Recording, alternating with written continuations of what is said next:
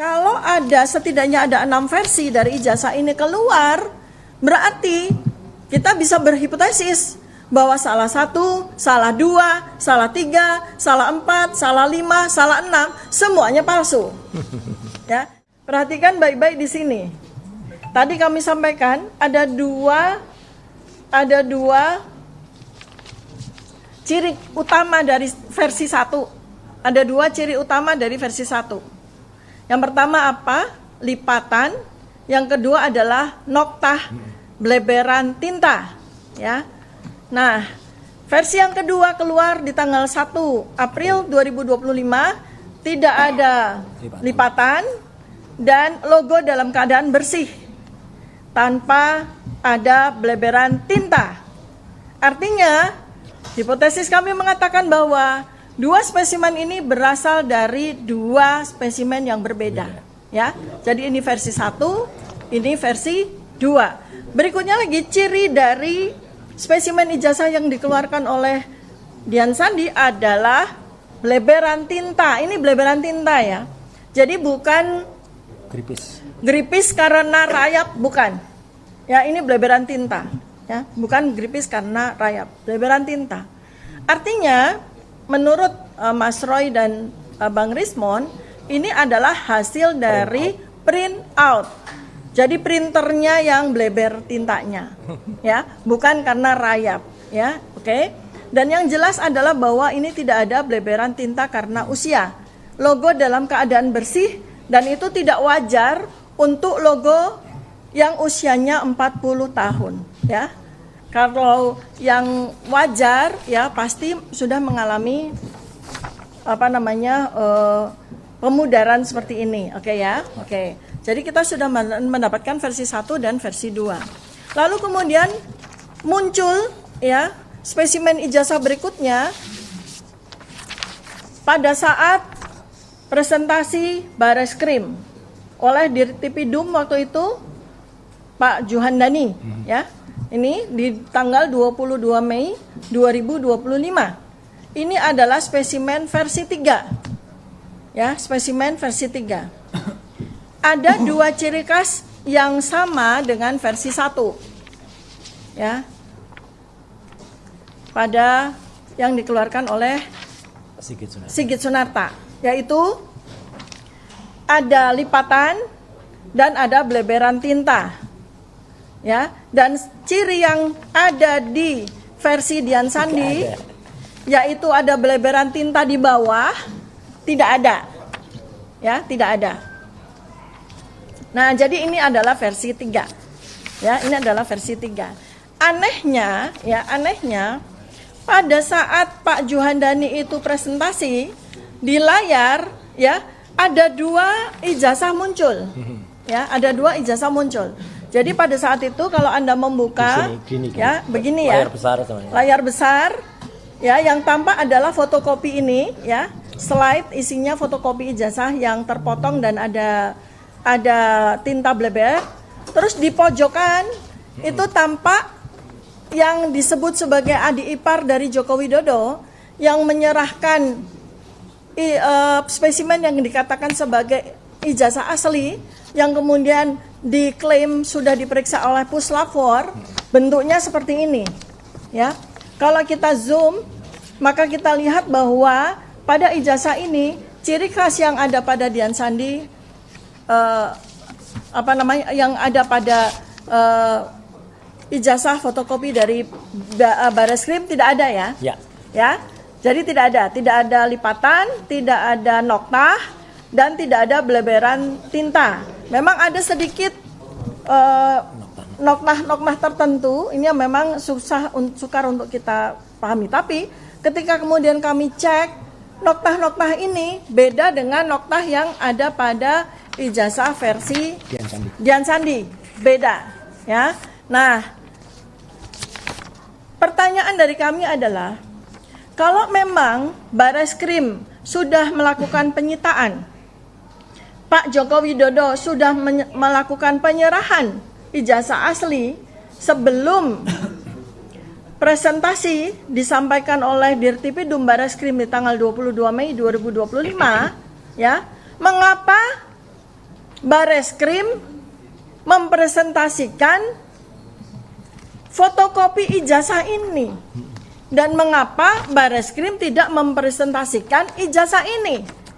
Ini yang menjadi pertanyaan besar sekali.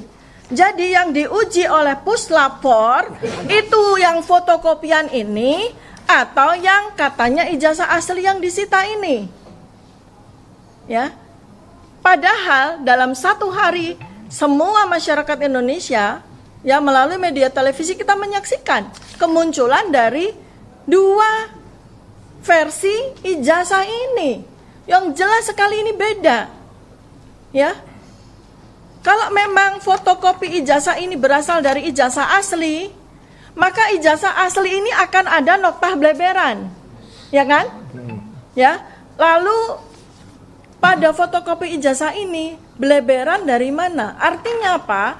Artinya ini adalah spesimen ijazah yang berbeda. Ya, jelas ya. Jadi ada versi 3. 1, 2, 3 ya. Oke. Sekarang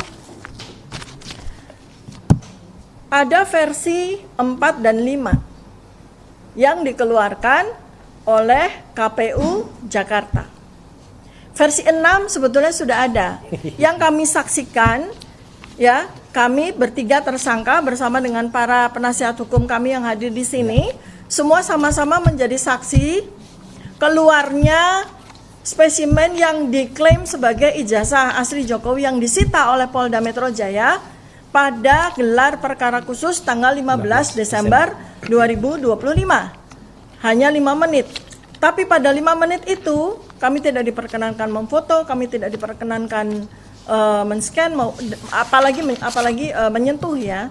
Maka tapi kami pastikan bahwa ijazah yang dikeluarkan oleh Polda Metro Jaya pada waktu tanggal 15 Desember 2025 itu bukan ijazah yang diperlihatkan oleh dekan, bukan ijazah yang ditunjukkan oleh Dian Sandi, bukan juga ijazah yang kelihatan sepintas yang dipegang oleh adik ipar Joko Widodo tanggal 22 Mei 2025, bukan juga ijazah yang dipresentasikan oleh Dirtipidum, bukan.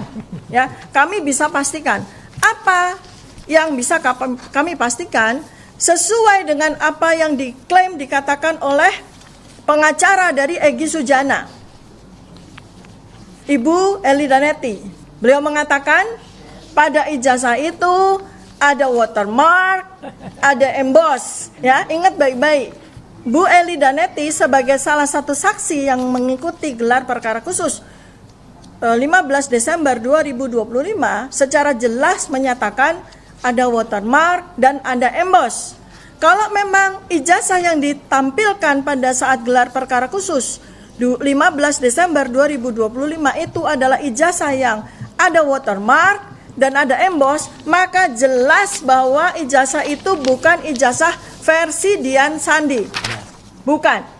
Karena ijazah versi Dian Sandi tidak ada watermark dan tidak ada emboss. Ya. Kemudian dan juga bukan ijazah yang dikeluarkan oleh KPU Jakarta yang digunakan oleh Joko Widodo untuk mendaftarkan diri sebagai presiden pada pemilihan tahun 2014 dan tahun 2019. Ya, keduanya tidak ada watermark, tidak ada emboss. Oh, mungkin karena fotokopian kali, Dokter Tifa. Bukan, kami uji ya dengan ijazah asli yang dimiliki oleh almarhum Bambang Rudi Harto. Ya, Anda melihat ya, di situ pada sekitar bulan September kami umumkan bahwa kami mendapatkan spesimen asli, ijazah asli dari lulusan Kehutanan UGM yang lulus tahun 1985. Bentuk ijazahnya seperti ini, kami saksikan dengan mata kepala sendiri, sudah kami uji. Ya, ijazah ini jelas ada watermark yang sangat rapi dan ada emboss ya. Ada emboss cap ceklok untuk mengunci tanda tangan dari rektor. Nah, kami uji. Ya, kami uji. Kalau seandainya ijazah ini kami fotokopi berulang kali, ya, kami fotokopi, ya. Kami uji, ya, setelah difotokopi berkali-kali, ya. fotokopinya difotokopi, fotokopinya lagi difotokopi. Apakah watermarknya hilang? Enggak. Apakah embossnya hilang? Ternyata tidak. Ya, ini adalah hasil fotokopi yang kesekian kali dari fotokopi. Watermark tetap ada, embossnya tetap ada. Ya, jadi artinya bahwa ijazah, fotokopi ijazah yang dikeluarkan oleh KPU 2014 dan KPU 2019 tidak ada jejak watermark sedikit pun dan tidak ada jejak emboss sedikit pun. Ya, artinya kuat dugaan bahwa ijazah yang digunakan untuk kemudian difotokopi ini bukan ijazah asli. Ya, ijazah tanpa watermark dan ijazah tanpa emboss, keduanya. Ya, itu ciri yang harus. Jadi artinya dari sini sudah ada 6 versi. Kita tunggu versi yang ke-7 dan ke-8 dari KPU Surakarta dan dari KPU Jakarta. Nah, secara ilmu neuroscience di sini terlihat ya bahwa memang ada perilaku-perilaku yang saya nyatakan pada beberapa waktu yang lalu. Ini adalah perilaku yang disebut sebagai ilusi transparansi. Kelihatannya transparan ya pada saat tanggal 20 Oktober 2022 transparan, Dekan Kehutanan menunjukkan ijazah Joko Widodo. Kemudian transparan lagi, Dirtipidum menunjukkan ijazah tanggal 22 Mei 2025. Transparan lagi, Dian Sandi menunjukkan ijazah asli yang kemudian dinyatakan sendiri oleh Pak Joko Widodo bahwa betul Dian Sandi itu menunjukkan ijazah asli pada salah satu video. Kemudian juga di KPU, ini semua adalah sebuah ilusi transparansi. Kita dipaksa untuk meyakini bahwa semua versi dari ijazah tersebut adalah asli. Padahal kalau ada setidaknya ada 6 versi dari ijazah ini keluar, berarti kita bisa berhipotesis bahwa salah 1, salah 2, salah 3, salah 4, salah 5, salah 6, semuanya palsu. Ya, jadi tidak ada satupun yang identik dengan ijazah asli dari lulusan Kehutanan UGM tahun 1985. Ini yang sangat penting. Jadi ini adalah ijazah asli lulusan Kehutanan UGM tahun 1985, tapi namanya bukan Joko Widodo. Namanya adalah Bambang Rudiharto, ya. Oke ya. Baik, itu mungkin nanti akan ditambahkan oleh Mas Roy Suryo, silakan Mas. Ya.